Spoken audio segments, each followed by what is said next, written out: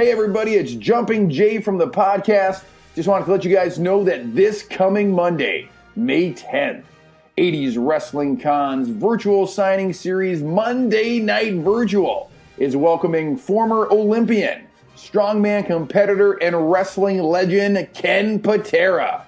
You'll be able to tune in live on their Facebook page from 7 to 10 p.m. Eastern Time, and there is still time to head over to 80'swrestlingcon.com to purchase your photo of Ken Patera to have signed live during the virtual signing. Head over to 80'swrestlingcon.com.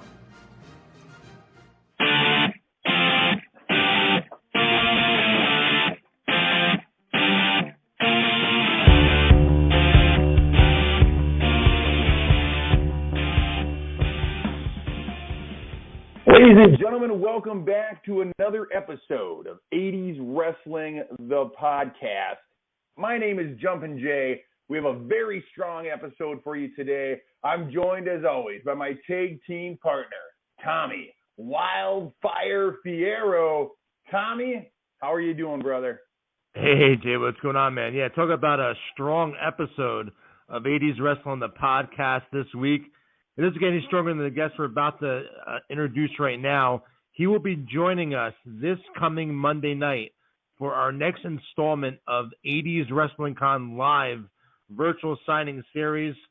A legend in this business, needs no introduction, one of the biggest names out there, former WWF Intercontinental Champion, Ken Patera. Welcome to 80's Wrestling, the podcast. Well, thank you. It's a pleasure being with you guys on a bright, sunny... What day is this? Is this Thursday. Thursday or Friday? It's Thursday. Now, Ken, I'm up in New Jersey, but Jay here, my co-host Jay, he actually lives in Minnesota with you right now. Oh my God, Jay, tell them how beautiful it is in Minnesota today. It's sunny. It's bright. No, there are clouds. Tommy, Ken's not lying to you, Tommy. It is a beautiful spring day here in Minnesota. We made it through a crazy winter. We had a wild April where we'd go from 80 degrees to snowing on the ground. But today, waking up, it's sunny, blue skies. It's a beautiful day to be in Minnesota. Yeah. Can you believe it was like 86 degrees or something like that a few weeks ago? I couldn't believe it. In Minnesota, I tell everybody it's always 30 below in Minnesota. It feels like it's always 30 below, but every once in a while, God smiles on us and gives us a little bit of sunshine. Yeah, like today. Today. Now, Ken will be joining us this coming Monday night for our next live virtual signing. Anyone out there that would like to order an autographed picture of Ken, he will sign it for you live this Monday night. We'll personalize it for you and give you a shout out, say hello to you, and then we'll ship the photos out to you following the signing. You can actually head over now to 80'swrestlingcon.com now, select which photo you want, and then Ken will sign it for you this Monday night. Again, 80'swrestlingcon.com. But Ken, we want to talk a little bit about your career. Absolutely phenomenal career. One thing I want to talk about first is your series with Bruno Sammartino back in 1977. Now this feud, I'm up here on the Northeast, so I know how hot this feud was. It was drawing big time business, and actually in 1977 you were voted the most hated wrestler by Pro Wrestling Illustrated. So you were a top villain and top contender for Bruno Sammartino. What was it like back then, especially up this way, how hot Bruno was, being his opponent for so many different appearances?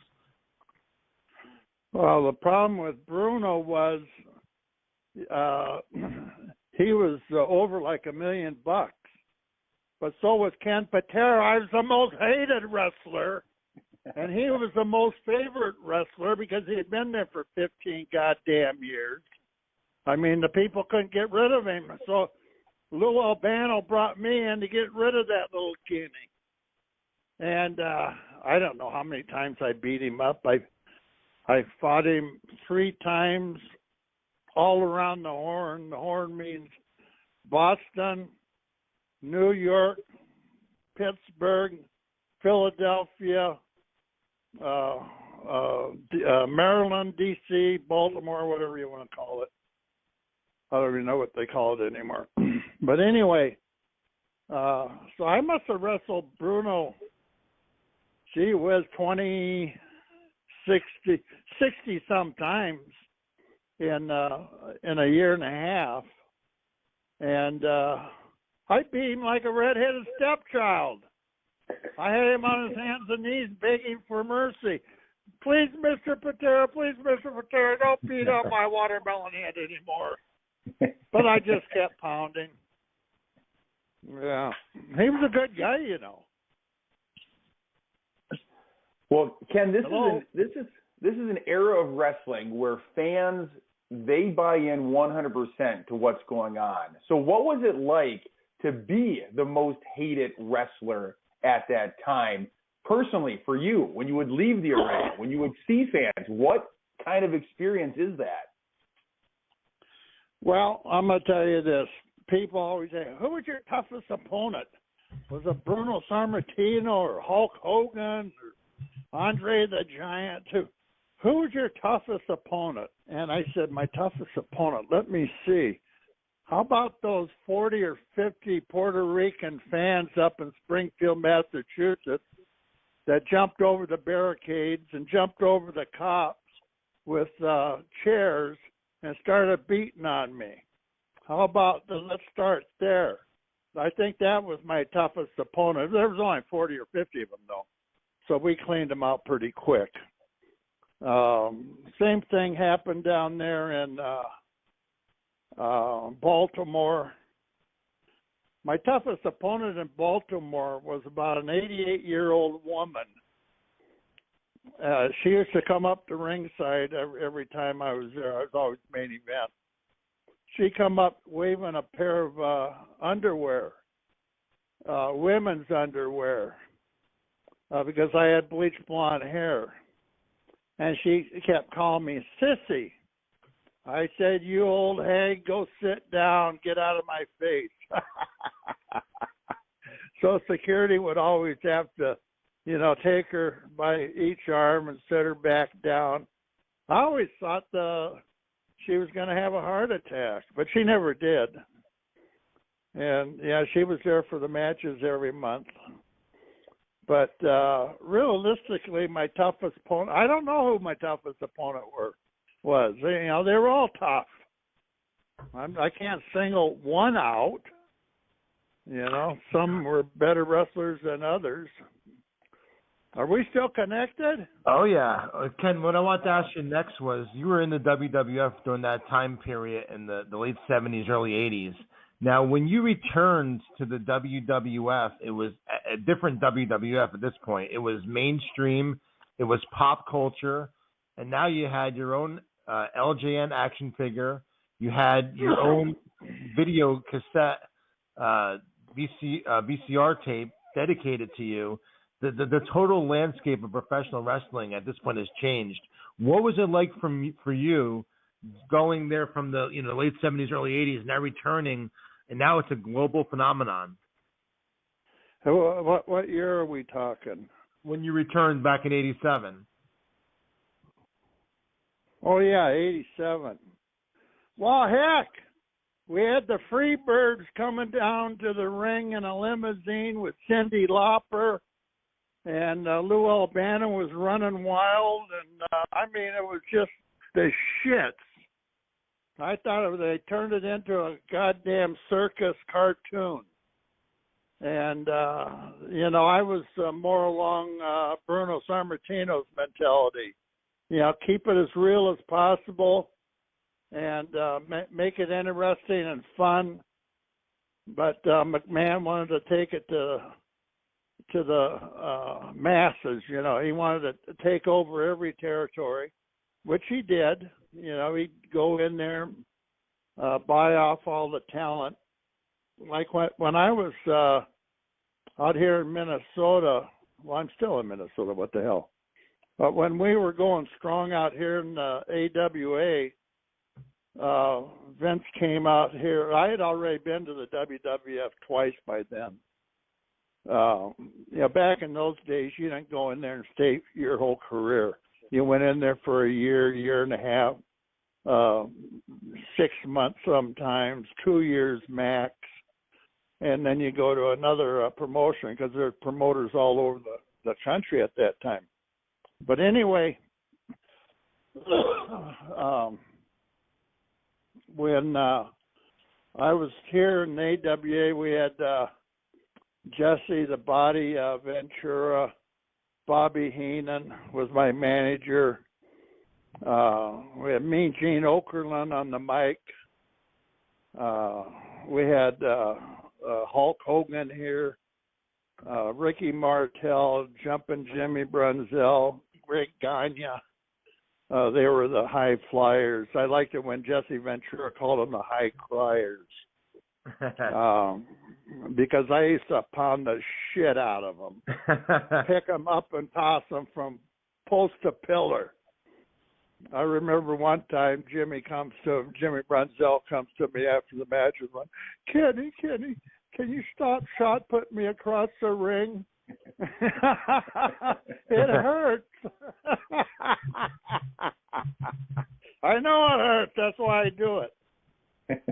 Yeah. But, yeah, we had some great times. Yeah. Well, Ken, I'm always impressed by people who can find success in multiple areas. You were a very successful weightlifter, very successful strongman competitor, legitimately one of the world's strongest men at this time in your life.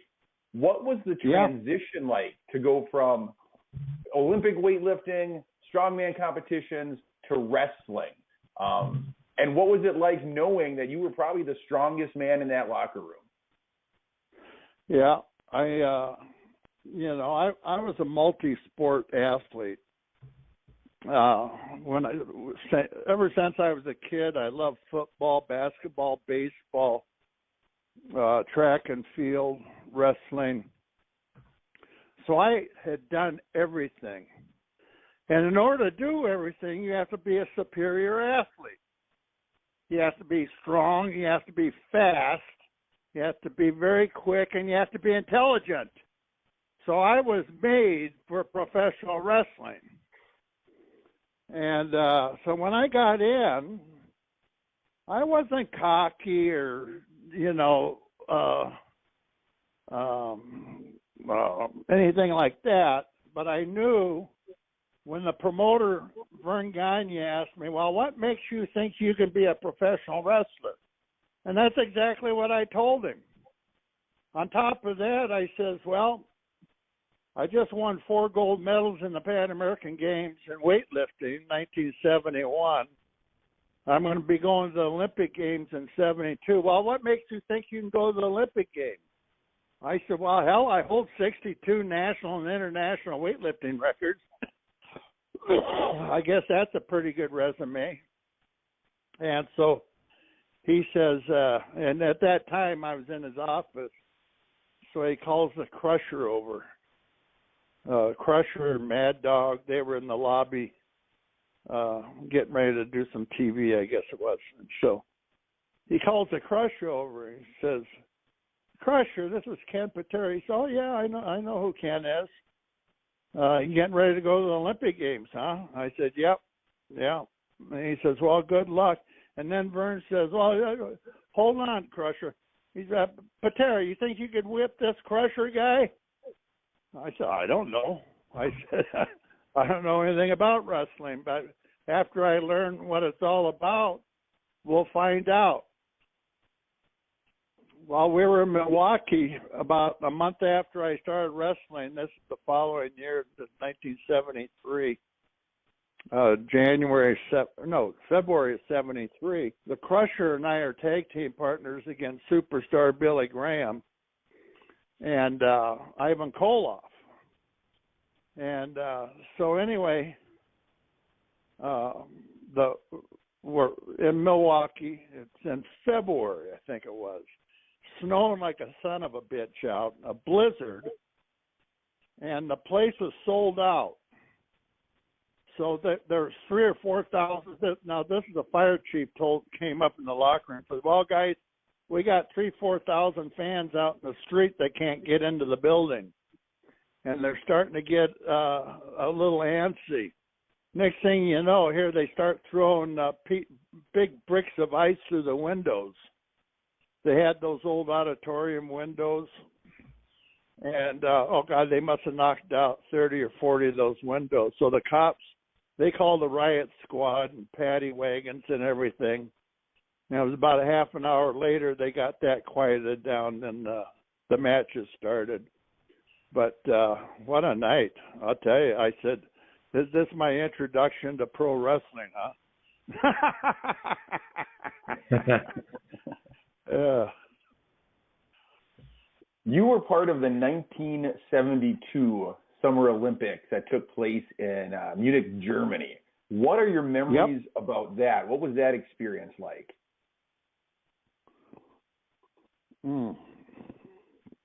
Hold on.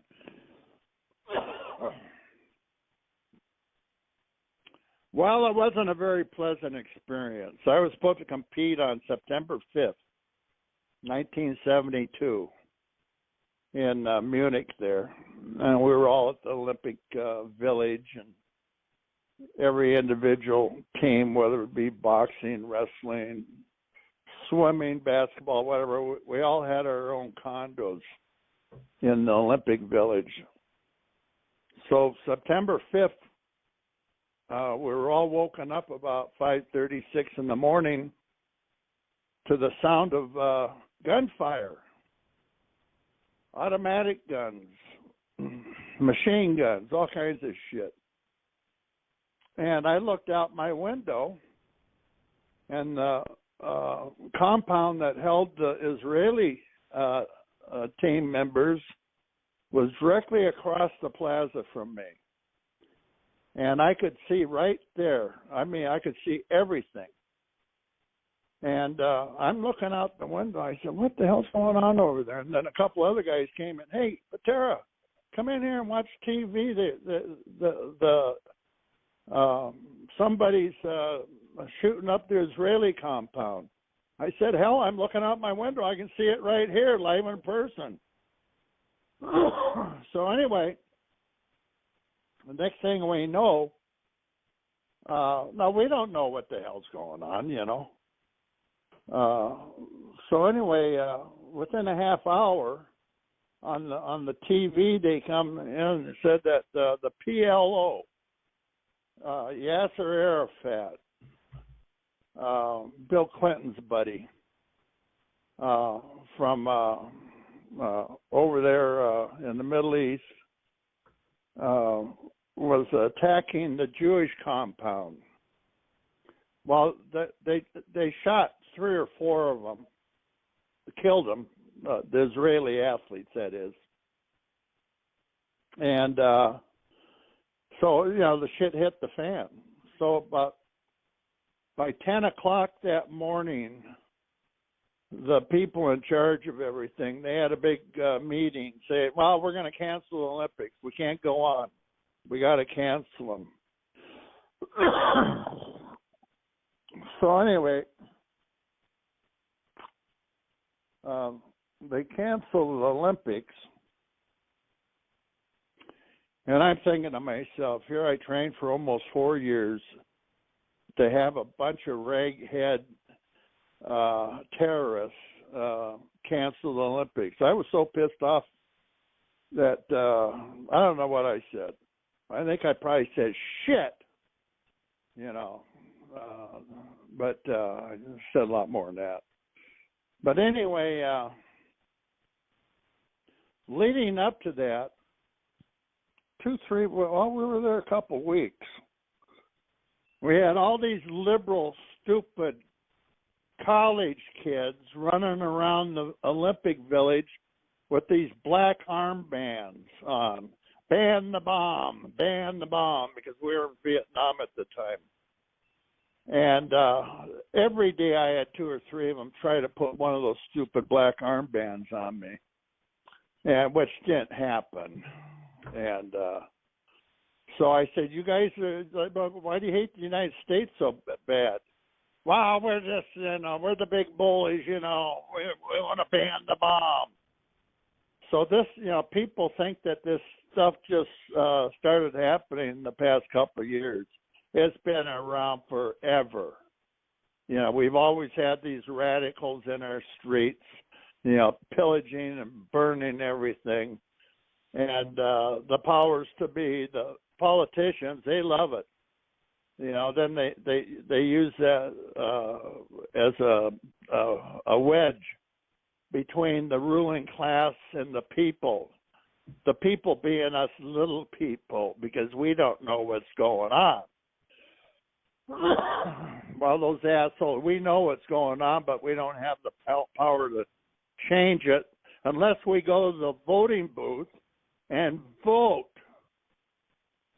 the right way, not the wrong way. You keep putting these assholes in that keep stirring up the shit, and we're just going to get more shit. So anyway.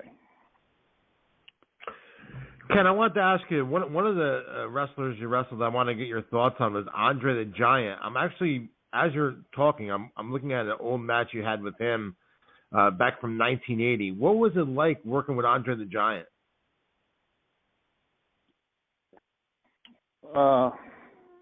He's my favorite opponent, and I was his favorite opponent.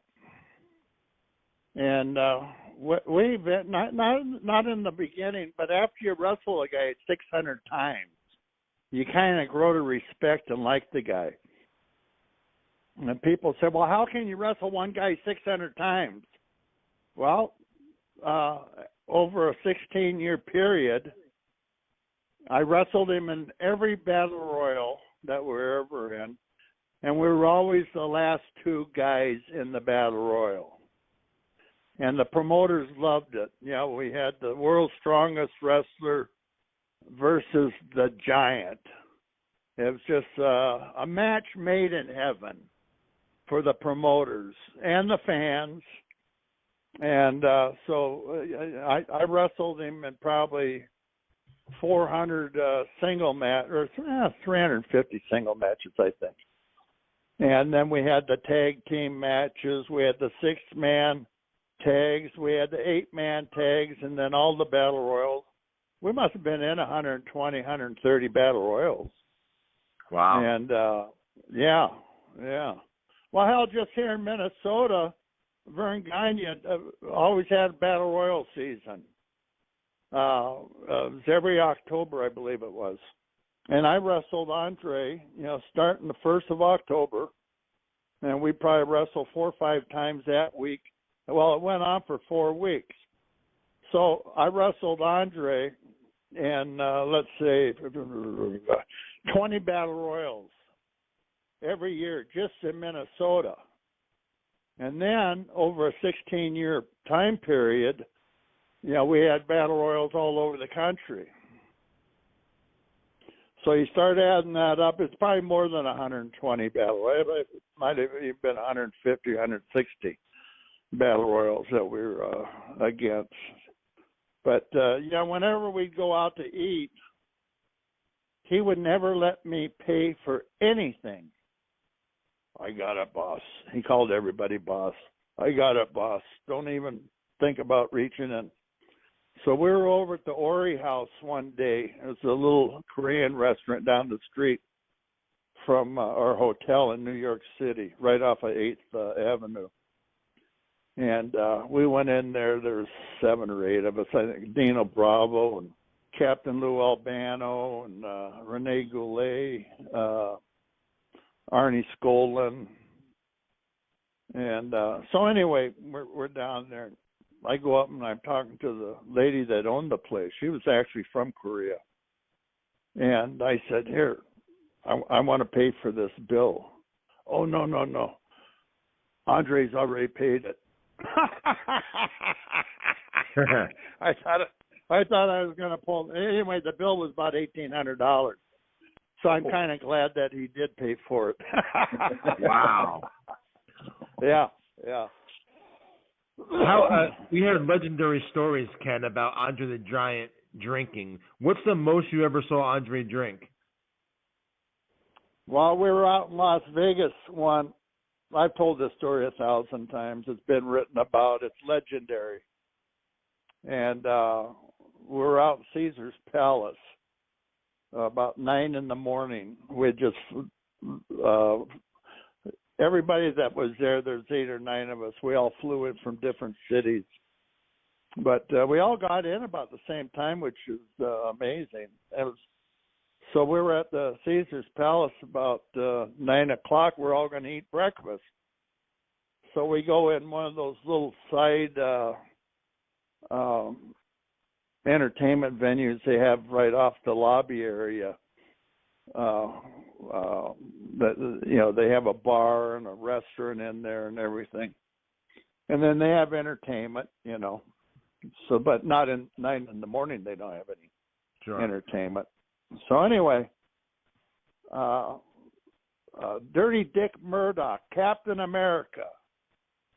He says, Andre, I bet I can drink more beer in 1 hour than you can.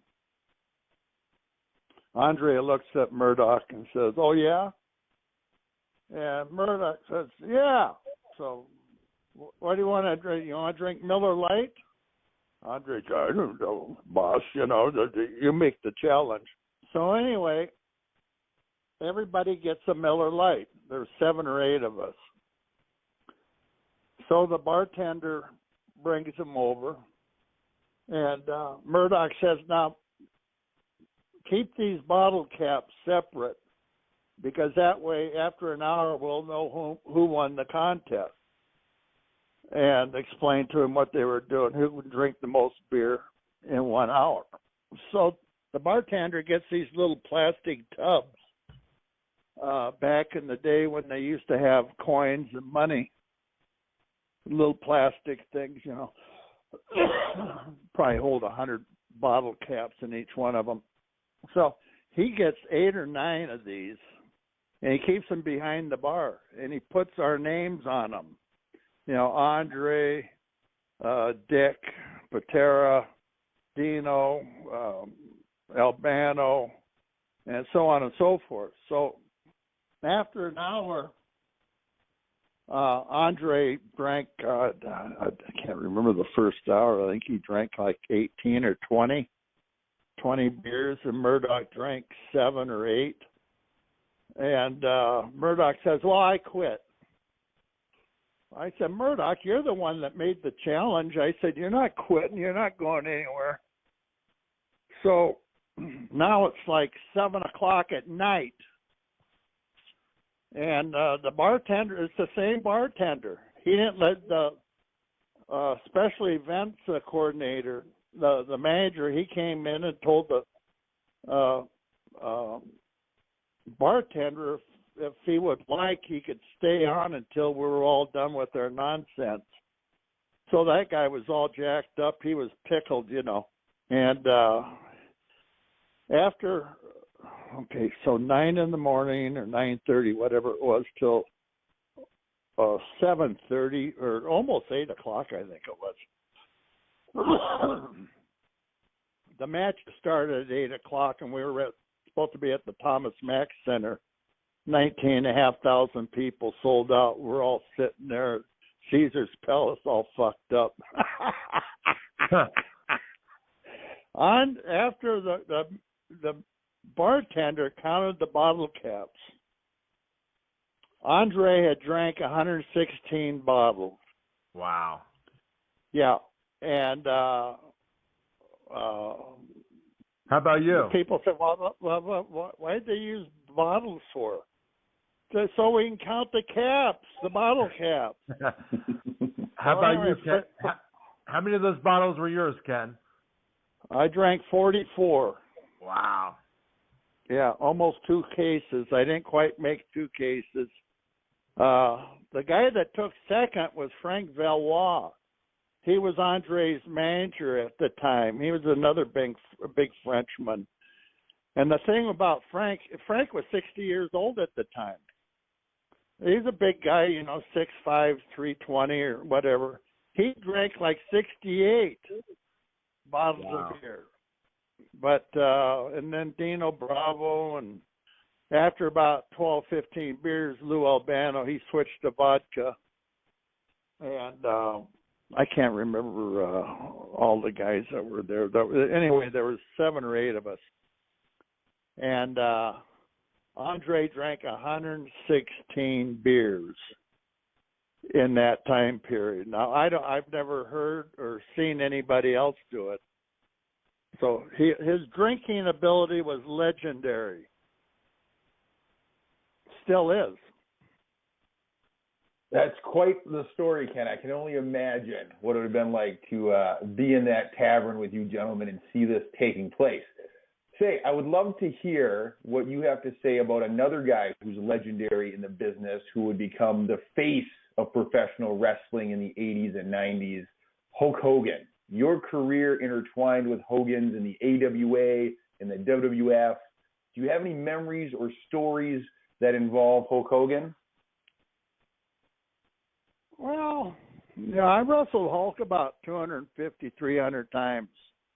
I wrestled him every night out here in Minnesota when I first came back to wrestle in the AWA. That was in, I think, October of 82. Yeah, and I think I wrestled Hulk at least 5 times a week for the next 6 months. We sold out everywhere, every place in the territory, all the way from Minneapolis to Winnipeg, Canada, out to Denver, San Francisco, Phoenix, Milwaukee, Chicago, Omaha, Nebraska. Every place we went was sold out. And so we were making pretty good money. Vern Gagne was a good payoff guy. Back in those days, nobody had big contracts and stuff. That all came in when McMahon took over the wrestling universe. And I think what year would that have been? Totally 85, maybe? Yeah, 84.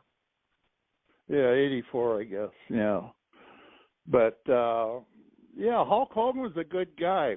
We got along good. We had great matches, and it was funny. We worked on a number system, 1 to 10. So let's say 1 would be a headlock into the rope, body tackle. Number 2 would be headlock, throw off, leapfrog, drop down, clothesline. Number 3 would be an arm drag or suplex. Number 4, so anyway, we didn't even call it. We just say a number, and we only knew what it was, what was coming. So a lot of people. So God, I can never see you guys talking in the ring. Well, you can't see us because all we do is whisper a number to one another, and then we knew what to do. So, Hulk came up with that system. I didn't do it. He suggested, and I said, yeah, that's fine with me. I'm easy to get along. So Ken, he broke in the business when you were down there. Did you at the time ever imagine that he would go on to become the face of wrestling? Well, in a way, McMahon liked big guys with big muscles and bleached blonde hair and good tans, and Hulk fit all those. He was like the California beach bum that invaded New York City and the WWF back in the day. And, he was 6'5", 6'6". He had bleached blonde hair. He had a hell of a good tan on him, and he always worked out, always stayed in shape, always looked good. And he could play the guitar, bass guitar. He was in a band. And McMahon ate all that up. So, So to become the face of wrestling, I don't know. I guess. What about Andre? Wasn't Andre the face of wrestling? Sure he was.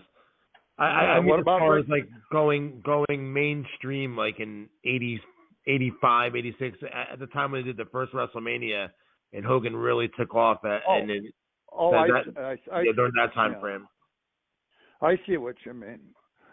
Yeah, I could see it because it's whatever the promoter is pushing, the people are going to buy it. And McMahon was pushing Hulk at that time, and making these videos and everything, which had never been done before. And so it was something new, and the people ate it up. So they just kept rolling with it, and it got bigger and bigger and bigger and bigger. And when did Hulk have a falling out with McMahon? When did Hulk actually leave to go to the WCW? I believe it was in 93. Okay, 93. Yeah, so, I mean, they had a hell of a run. So, and then McMahon ran afoul with the law, I guess, about selling steroids to the wrestlers or buying steroids for the wrestlers. I don't know. I didn't know anything. I didn't know any of that stuff was going on. I heard whispers about it, but nobody smartened me up to what was going on. I was out of the business in '88. I got so fed up with wrestling that I can't stay in this fucking thing. So I retired in end of '88. I survived the Survivor Series. Yeah, I think my last match was the first Survivor Series, Thanksgiving Day, 1988. That was the end of November. And, that was my final, I wrapped it up then. Came back here to Minnesota and opened up a health club, very successful. And I started a limo service, very successful. Then I had a tanning salon business, and then sports nutrition with sports apparel. And you guys remember those Zubas? Sure. Oh, absolutely. Yeah. Yes. Yeah. I sold tons of those. Well, the Road Warriors were involved in that. I've heard Zuba that, yeah. business. Yeah. And they knew the guy that, I guess the guy that wanted to start that came to them. And next thing you know, they were big. They were in the NFL and with the hats and the baggy pants and, the zebra prints and all that stuff. But, that was a hot item here in Minnesota because it started here. That's where the Road Warriors were from here, too. This is but a lot of people don't realize where all these wrestlers came from back in the 70s and 80s. I'll tell you, about 80% of them come out of Minnesota, and about 20% came out of Florida.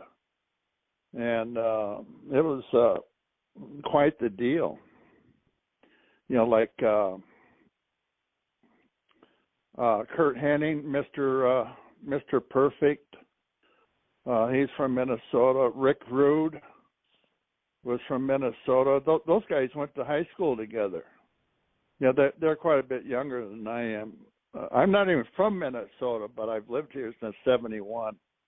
I'm originally from Portland, Oregon. That's where Billy Jack was from too, Portland, Oregon. But anyway, the Road Warriors, they're from here. Ric Flair, he's from here. Rick and I were roommates back in '71 when I was training for the Pan American Games. Rick and I were renting a house over in South Minneapolis with two other guys. One of them was a bartender, ex-Marine. And, oh, God. We had some party. That was the first and original Animal House back in '71. Jesus, God. Party all night long. And here I'm trying for the World Championships, National Championships, Pan American Games, Olympic Games, and all, what was going on around me in that house was diabolical. How can a great athlete like Ken Patera, train and drink all night, act like a heathen, and still come out all right? Well, that's what happened. But those were the days. Well, we hear stories, kind of like Andre the Giant's drinking stories. We hear that Ric Flair lived that kind of lifestyle, and he was doing it even back in the early 70s, huh? Oh, yeah. Well, Rick really wasn't, he drank, but he wasn't a big drinker, He wasn't someone that would sit down and knock down 12 beers and, 4 or 5 vodka tonics or anything like that. But I did. Hell, I drank 15, 20 beers a day just to help keep my body weight up. Hell, I weighed 320, 330. And, plus all those calories gave me all kinds of energy because I didn't take steroids. I didn't take other drugs like barbiturates or anything like that, the group of guys that came into wrestling, I guess towards the late 80s, all those guys were jacked up on steroids. And that's why most of them are dead now. I think there's 70 or 80 of them died. And they were all in their late 30s to early 50s. I guess most of them died right in that middle 40 age. They all had heart attacks. Well, what the hell caused a heart attack? Tried snorting cocaine and doing barbiturates, uppers and downers, and smoking weed as a downer, and drinking a bottle of Jack Daniels every night. That's what those guys were doing. So, and then pumping their butt full of steroids. Jesus God, I saw some of these guys take more steroid in a week that I took in my whole weightlifting and wrestling career combined. And it was just ridiculous. I dabbled in steroids whenever I had an injury. But that's only took time. It was under doctor supervision. And back in the early 70s, it was legal. Steroids didn't become banned until 73 or 74, something like that. Well, my weightlifting career had ended by then, and I was in pro wrestling. And when I started pro wrestling, everybody was an alcoholic. They all drank beer and whiskey, and like Dick the Bruiser and the Crusher, they loved drinking beer and champagne. And then here come the late 70s, early 80s, and all through the 80s it was all Jack Daniels and steroids and cocaine and pills, and then they all started dropping dead. Not very many of those guys lived a long, prosperous, healthy career, or life. They're all dead before their prime was supposed to be in life. Early to mid 50s, early 60s. I'm almost 80 years old, and a lot of people aren't aware of that. But like Ric Flair, Greg Gagne, Jumpin' Jim Brunzell, and a slew of others, they're all 72. But the guys that would have been like 60 to 65 now, they're all dead. They're dropping over left and right, unfortunately. somebody forgot to send him the memo. You know, don't fuck up. Yeah. Well, Ken, I know fans are excited for this coming Monday. You're going to be doing a virtual signing with Mr. Tommy Fierro up there in New Jersey. I'm looking forward to watching it via the Facebook Live link. The fans are excited. Do you have the opportunity to get out and do many signings and fan interactions? I know the COVID-19 pandemic probably put a halt to some of that, but is this something you regularly do, or is this kind of a special occasion that we get to spend time with you on Monday night? Yeah, back in the 90s and up to 15 years ago, I'd do 2, 3, 4 of these a year. And then when COVID hit, you know, that scuttled everything because everything had to be virtual. So we went to these big conventions to doing this stuff on the internet. And I was in Albany, New York. I think it was back in November or October, whatever it was. Then in December, I did one in Queens. And a couple of weeks ago, I was in Queens again. And so, yeah, I get out. I don't know what it is. I think everybody in New Jersey has a podcast. And yeah, you guys are basically out of New Jersey or New York?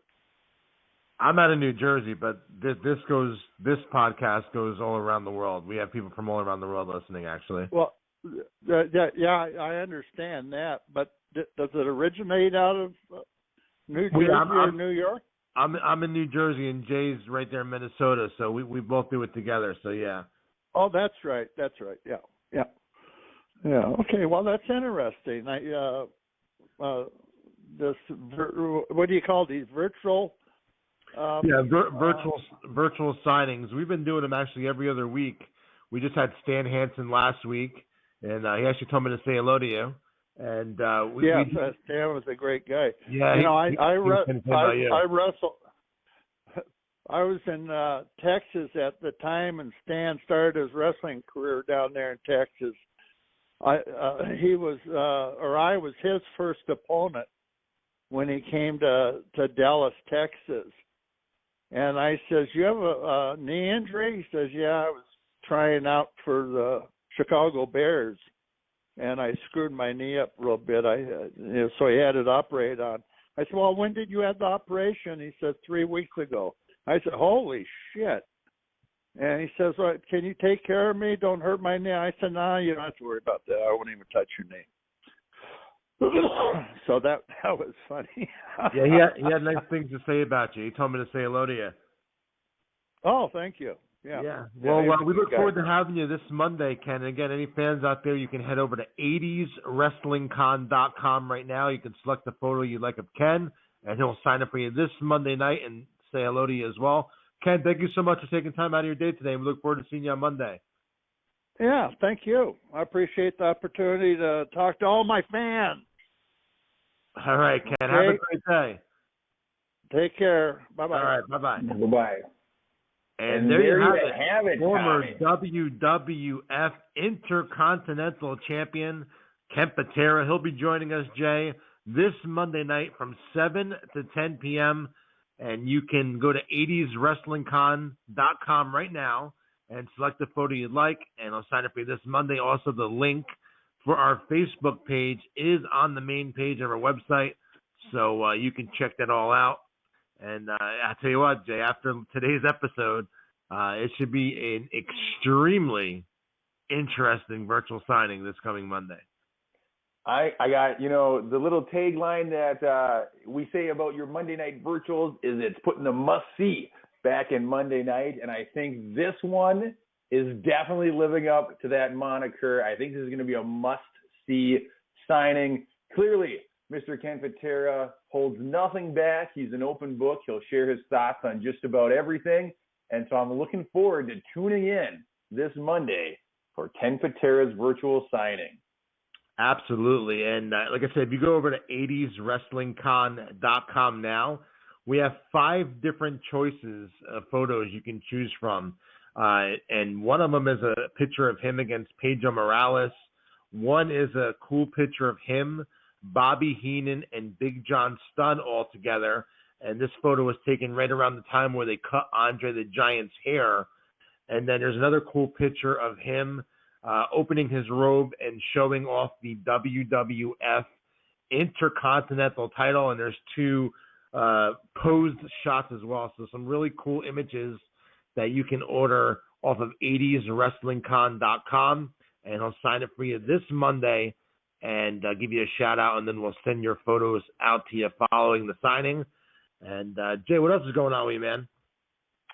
It's been, like Ken said in the opening of this show, it's a beautiful day here in Minnesota. This entire week, the sun has been shining, and so spring is in the air here, man. So I'm just excited that when you live in the colder regions of the nation, when spring hits, you can kind of open the windows, open the doors, and feel like you can get out into the world again. So I'm looking forward to that. What's the latest happenings around your neck of the woods as far as the Wrestling Collector Superstore, Tommy? Anything interesting come in or out of the store this week?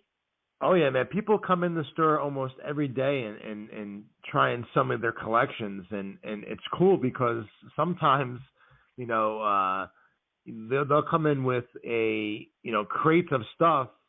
And it's kind of like Storage Wars, man. You don't know what you're going to get until they open the container and open the tubs of stuff. And it's cool, man. I had 2 weeks ago, someone came in from New York, and he says, "Hey, I have 700 wrestling magazines in my car. Do you want to buy them?" Of course I do.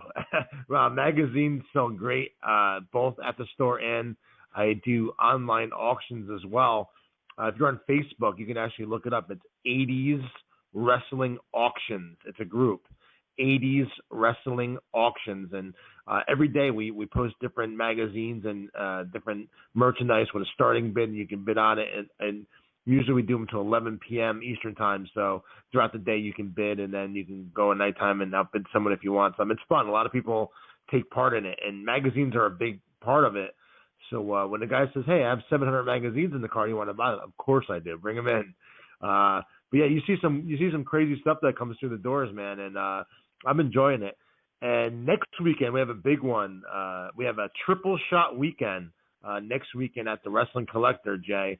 We have Eugene, former WWE, WWF star, appearing there next Friday night.